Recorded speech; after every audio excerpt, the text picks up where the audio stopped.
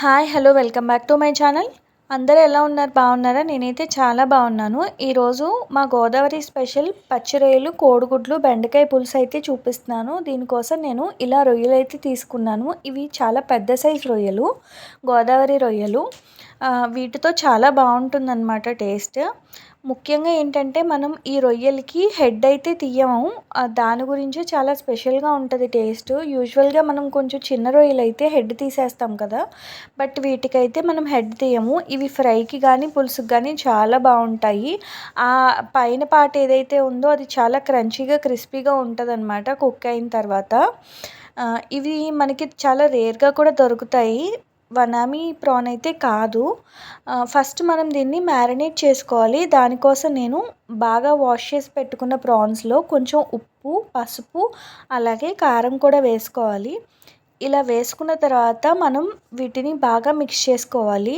యూజువల్గా ఏంటంటే మనకి చిన్న రొయ్యలు అన్నప్పుడు మనం డైరెక్ట్గా అయినా కుక్ చేసుకోవచ్చు. బట్ ఇవి పెద్ద రొయ్యలు కాబట్టి దానికి ఆ ఫ్లేవర్ ఉప్పు, కారం ఇవన్నీ పట్టాలి కాబట్టి ముందుగానే మనం ఇలా ఉప్పు, కారం బాగా పట్టించి ఒక హాఫ్ అన్ అవర్ అలా మ్యారినేట్ చేసుకున్నట్లయితే మనకి ఆ రొయ్యకి ఆ ఉప్పు కారాలు బాగా పడతాయి అన్నమాట.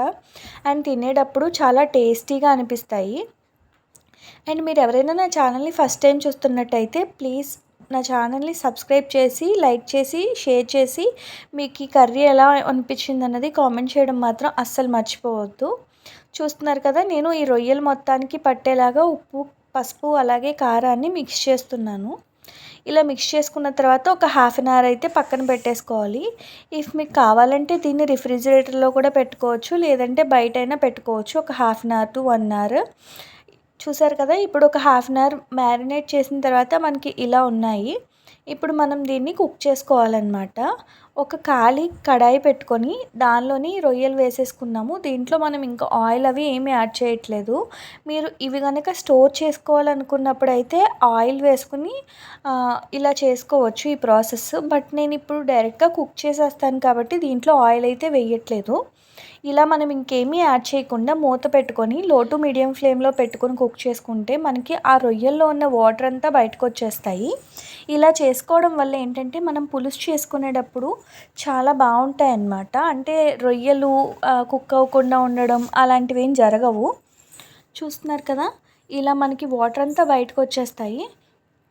మనం ఇలాగే సిమ్లోనే కుక్ చేసుకోవాలి. ఇలా వాటర్ అంతా బయటకు వచ్చేసిన రొయ్యలు చూసారు కదా ఎలా అయిపోయాయో. ఇప్పుడు మనం వాటిని తీసుకొని పక్కన పెట్టుకొని అదే బాండి ఒకసారి వాష్ చేసేసిన తర్వాత దాంట్లోనే నేను ఆయిల్ వేసుకున్నాను. ఎప్పుడైనా కానీ పులుసు కర్రీస్ చేసుకునేటప్పుడు అల్యూమినియం అయితే మంచిది కాదు. బట్ ఏంటంటే మనకి దీంట్లో వచ్చే టేస్ట్ చాలా బాగుంటుంది. సో నేను ఆయిల్ వేసుకున్న తర్వాత ఆనియన్స్ ఇంకా పచ్చిమిర్చి వేసి బాగా ఫ్రై చేసుకుంటున్నాను. ఎప్పుడైనా సరే పులుసు కర్రీస్ చేసుకునేటప్పుడు ఆనియన్స్ ఎక్కువ ఏం పట్టవు. మరీ ఎక్కువగా వేసుకుంటే ఆ కూర ఫ్లేవర్ తీయగా అనిపిస్తుంది. సో మనం అన్ని రొయ్యలకి ఒక 2 మీడియం సైజ్ ఆనియన్స్ అయితే కట్ చేసి వేసుకున్నాను. ఆనియన్స్ మనకి ఎక్కువగా ఫ్రై కూడా అవ్వక్కర్లేదన్నమాట. అంటే మనకి గ్రేవీ కర్రీస్ లైక్ ఇగురు కూరలకి ఫ్రై అయినంత ఫ్రై కూడా అవ్వక్కర్లేదు. దీనిలోనే అల్లం వెల్లుల్లి పేస్ట్ కూడా యాడ్ చేసుకున్నాను. ఇప్పుడు అది కూడా పచ్చివాసన పోయేంత వరకు బాగా ఫ్రై చేసుకున్న తర్వాత కట్ చేసి పెట్టుకున్న బెండకాయలను కూడా యాడ్ చేసుకున్నాను. ఎప్పుడైనా సరే మనకి ఈ కర్రీ చేసేటప్పుడు లేతగా ఉన్న బెండకాయలు అయితే చాలా బాగుంటుంది. అఫ్కోర్స్ ఏ పులుసుకైనా లేతగా ఉన్న బెండకాయలే బాగుంటాయి కదా. ఇక్కడ బెండకాయలు కూడా వేసుకుని మనం ఆ బెండకాయలో కొంచెం జిగురు ఉంటుంది కదా, అది పోయేంత వరకు అయితే ఫ్రై చేసుకోవాలి ఆయిల్లో బాగా. ఇక్కడ నేను ఆయిల్ కొంచెం ఎక్కువే యూజ్ చేశాను, ఎందుకంటే పులుసు కూరలు కాబట్టి. అందులోకి నాన్ వెజ్ కర్రీస్కి కొంచెం ఆయిల్ ఎక్కువ ఉంటేనే బాగుంటుంది. ఇక్కడ చూస్తున్నారు కదా, మనకి బెండకాయలు అయితే బాగా ఫ్రై అయిపోయాయి. పక్కనే నేను చింతపండు కూడా మంచిగా నానబెట్టి పెట్టుకున్నాను.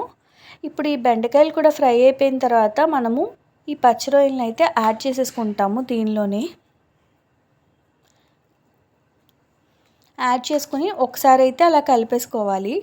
అంటే మరీ ఓవర్గా మనం ఫ్రై చేయక్కర్లేదు, ఎందుకంటే మనం ఆల్రెడీ ఫ్రై చేసేసుకున్నాం కదా, అందుకోసం అనమాట. నేను ఇందులోనే కొంచెం తీసి పక్కన పెట్టానండి, ఫ్రై కూడా చేసుకోవచ్చు అన్నట్టు. ఆ ఫ్రై వీడియో కూడా మీకు అప్లోడ్ చేస్తాను. చాలా టేస్టీగా ఉంటుంది. ఇక్కడ మనము ప్రాన్స్కి కొంచెం కారం వేసాము. బట్ ఏంటంటే నాన్ వెజ్ కర్రీస్కి ఎప్పుడు కారం ఎక్కువే పడుతుంది. అందులోకి మనం దీంట్లో చింతపండు యాడ్ చేస్తాం కాబట్టి ఉప్పు కారం కొంచెం ఎక్కువే పడతాయి. ఇక్కడ నేను కావాల్సినంత కారం అయితే యాడ్ చేసేసాను. ఇదైతే నాకు ఒక 150 గ్రామ్స్ ఆఫ్ చింతపండు ఉంటుంది. అంటే చింతపండుని మనం అడ్జస్ట్ చేసుకోవచ్చు. కొన్నింటిల్లో చాలా ఎక్కువ పులుసు ఉంటుంది, కొన్నింట్లో తక్కువ ఉంటుంది. మీరు అది చూసుకొని యాడ్ చేసుకోండి. ఇక్కడ చింతపండు కూడా మంచిగా నానిపోయింది కదా, మనం ఆ రసాన్ని కూడా దీంట్లో వేసేసుకుంటున్నాము. చింతపండు రసాన్ని చూస్తున్నారా? ఇలా మంచిగా మనం చింతపండు రసం కూడా వేసేసుకున్న తర్వాత ఇప్పుడు మళ్ళీ ఇంకొకసారి అయితే నేను చింతపండులోంచి వాటర్ అయితే వేసుకుంటాను. ఎందుకంటే పులుసు బాగా థిక్గా ఉంది కదా, మనకి పులుసు కుక్ అయిన తర్వాత ఇలా ఉంటే బాగుంటుంది, కానీ మనం ఈ డైరెక్ట్గా ఇలానే పెట్టేసుకుంటే బాగోదు. అందుకోసం అనమాట. ఇప్పుడు నేను చింతపండు రసం అయితే యాడ్ చేస్తున్నాను. చూస్తున్నారు కదా, ఇది కొంచెం లూజ్ అవుతుంది కదా పులుసు, సో మరగడానికి మనకి మంచిగా ఉంటుంది. ఇలా మొత్తం అన్నీ చింతపండు రసం, ఉప్పు, కారం, రొయ్యలు, బెండకాయలు ఇవన్నీ వేసుకున్న తర్వాత ఒకసారి మనం హై ఫ్లేమ్లోనే కుక్ చేసుకోవాలి. ఇప్పుడే ఎగ్స్ కూడా యాడ్ చేసేసాను. దీంట్లో ఏంటంటే మనకి ఎగ్స్ ఫ్రై చేసుకోకూడదన్నమాట. అంటే ఎగ్స్ని కుక్ అయిన తర్వాత ఫ్రై చేసుకోకుండా చేస్తేనే బాగుంటుంది. చూస్తున్నారు కదా, గుమగుమలాడే బెండకాయ కోడిగుడ్లు పచ్చిరొయ్యల పులుసు అయితే రెడీ అయిపోయింది. మీకు ఎలా అనిపించింది అన్నది నాకు కామెంట్ సెక్షన్లో షేర్ చేయండి. మీలో ఎంతమందికి తెలుసు? ఆల్మోస్ట్ గోదావరి జిల్లా వాళ్ళకైతే చాలా బాగా తెలుస్తుందండి. అండ్ టేస్ట్ మాత్రం చాలా బాగుంటుంది. మనకి దీంట్లో మళ్ళీ చెప్తున్నాను, ఎగ్స్ ఫ్రై చేసుకోకుండా వేసుకుంటేనే చాలా టేస్టీగా ఉంటుంది. Thank you for watching.